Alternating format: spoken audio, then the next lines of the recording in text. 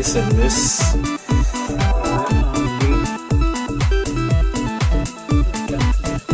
Circuit d'alimentation.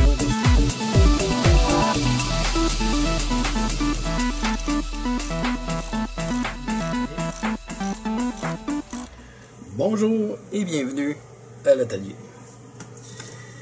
Il y a quelque temps, je vous ai présenté un serveur qui avait de la difficulté en fait allumé. Et bon, j'ai tapoté un peu dedans. C'est reparti. Ça a fait un bout. Et aujourd'hui, même problème. Alors j'ai décidé d'investiguer un peu plus loin. Et sous ce panneau-ci, en fait, parce que le panneau va comme ça, en ouvrant le panneau, j'ai découvert ici deux condensateurs qui commencent à bomber. On en a un troisième ici. Donc ça va être à remplacer. Et pour m'assurer que l'appareil fonctionne encore là, pendant longtemps, je vais également retirer le bloc d'alimentation. Je vais aller voir à l'intérieur s'il n'y aurait pas des condensateurs qui commencent là, à gonfler également. Il faut dire que c'est un appareil qui a quand même plusieurs années, mais ça reste une bonne machine avec deux processeurs Xeon. Donc on a nos deux processeurs ici. Là-dedans, il y a un contrôleur SCSI. Le bloc, je pense que c'est un 650 watts, je pense. Non, 750. Alors, on démonte le tout et ensuite, on va examiner plus à fond l'appareil. Alors, ce que j'ai de disponible en stock en ce moment, ce sont des condensateurs de récupération. Donc, les mêmes valeurs que ceux qui sont ici, soit 6.3 volts, 2200 microfarad. Bon, j'ai du 10 volts également qui pourrait faire, mais sur des cartes mères comme ça, je suis très pointilleux. J'aime mieux utiliser vraiment les valeurs exactes. Alors, on va changer les trois condensateurs. Et par la suite, on va remonter la machine jusqu'à ce qu'elle soit là, complètement montée et en faire l'essai. Bon, grosse misère en ce moment. J'ai réussi à changer un condensateur, mais le problème, c'est de les enlever dès que le plomb ne veut pas se dissoudre.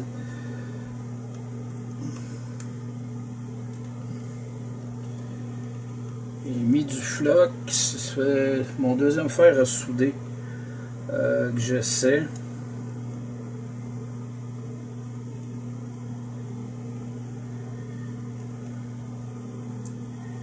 Ça veut vraiment pas décoller de là.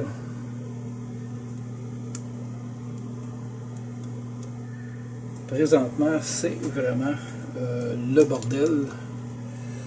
Donc, j'ai beau chauffer, très difficile à retirer le condensateur. Les trous sont bloqués, fait que je vais essayer de débloquer les trous.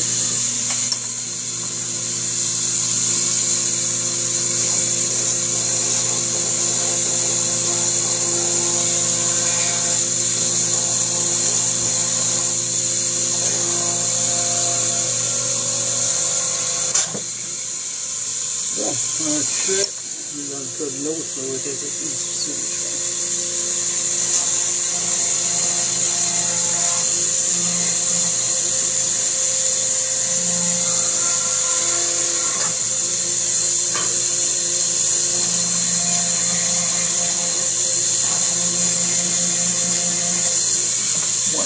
D'être capable de passer là, les pattes de l'autre condensateur. Donc on va voir si ça va être correct.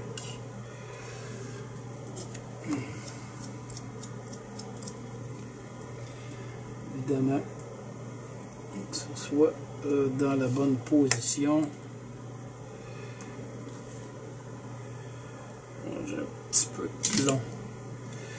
C'est des condensateurs de récupération. Fait qu'on va enlever le surplus de plomb. Ça va passer. Ouais, ça passe. Donc, je vais procéder à la soudure.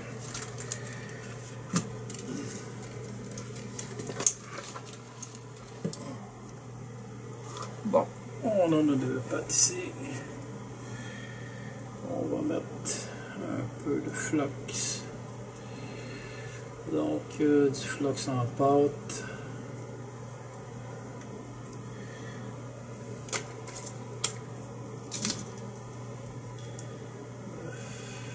Un peu de soudure.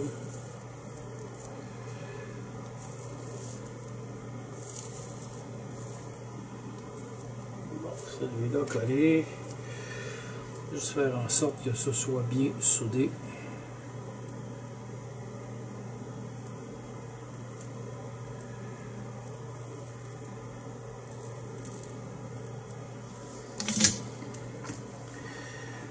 Je vais maintenant le vérifier.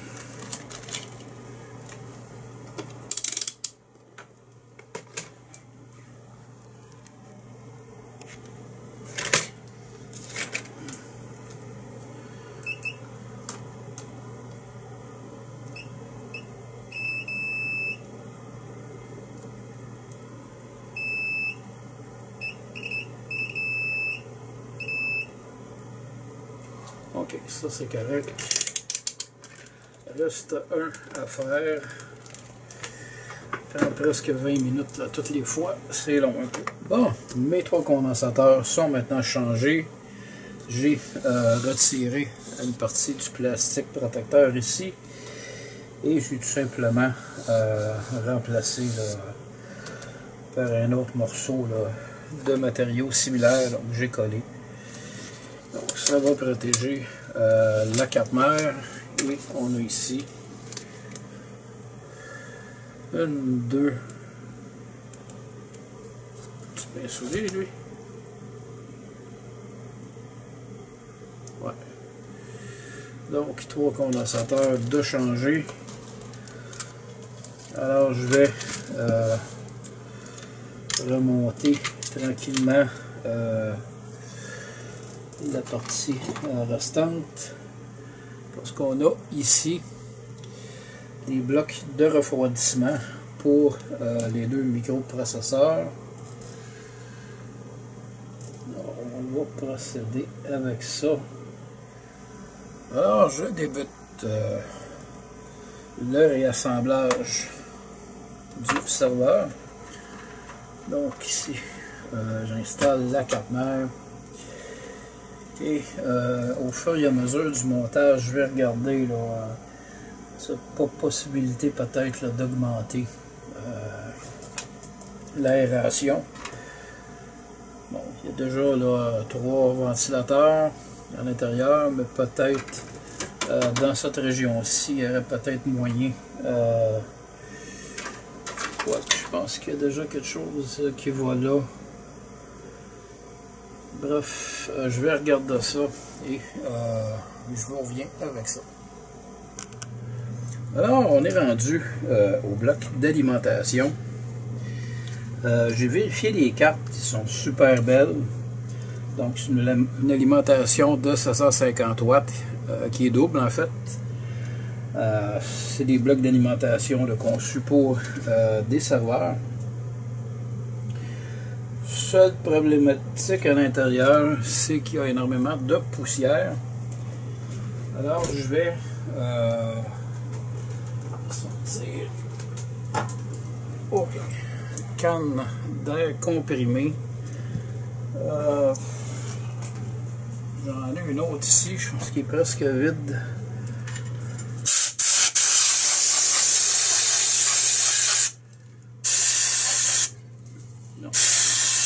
Et vide. Oh, on va utiliser une autre bouteille.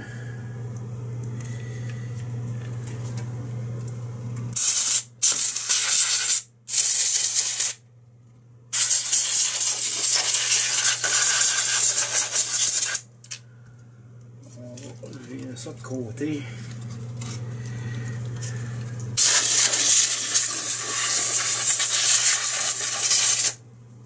Bon, ça devrait être bon. Alors, je remonte le bloc et on installe le tout dans le bloc d'alimentation.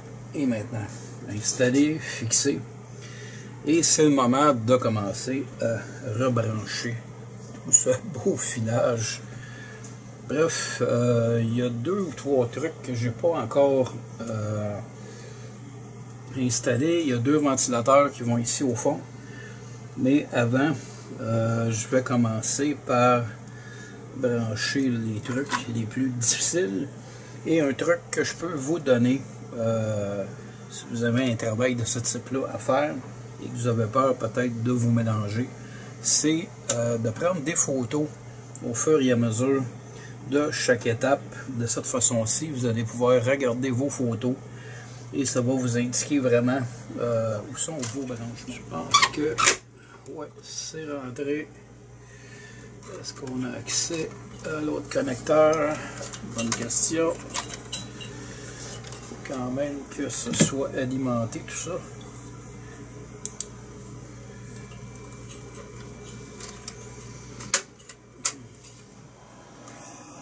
Donc, c'est notre essai final.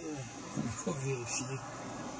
Ouais, si notre ordinateur va décoller.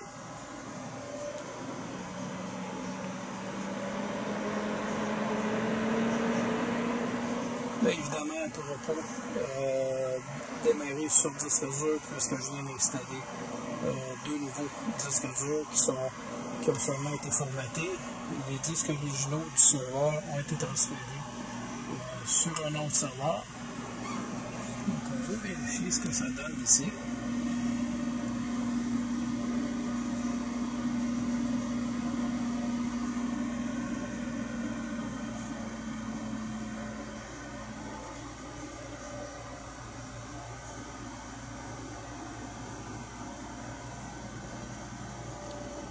Donc, il fait ses tests.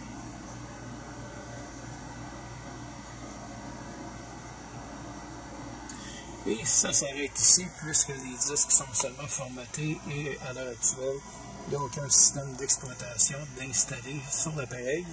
Donc, je vais devoir réinstaller une version de Linux qui va être la version Ubuntu Server et réinstaller les applications dont je vais avoir éventuellement besoin. Dernière petite chose, bon, comme on a constaté, il y avait 3 condensateurs qui étaient sur le point là, de céder sur la caténaire.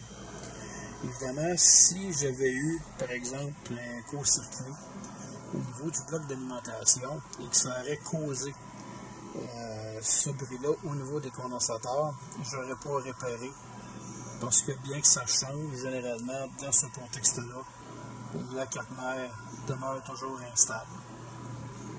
Donc, au final, ça s'est bien passé. La réparation est un succès. En espérant que vous avez aimé cette vidéo. Sur ce, je vous dis merci et à la prochaine.